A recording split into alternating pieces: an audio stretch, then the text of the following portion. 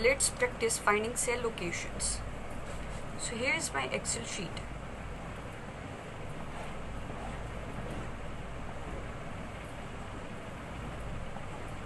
So here I have Excel sheet A, B, C, D. I'm placing here M,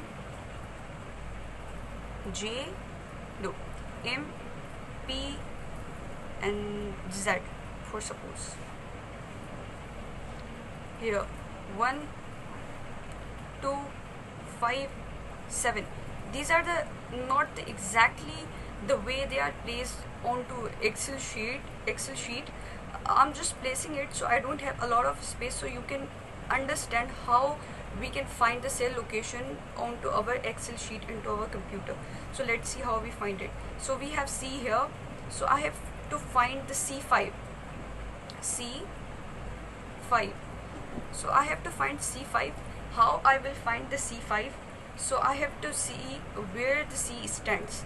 So C is here, and I'll see where it intersects with the 5. So here is the C rectangle and here is the 5. So this is the C5. So this is how we will fill the boxes. M, P,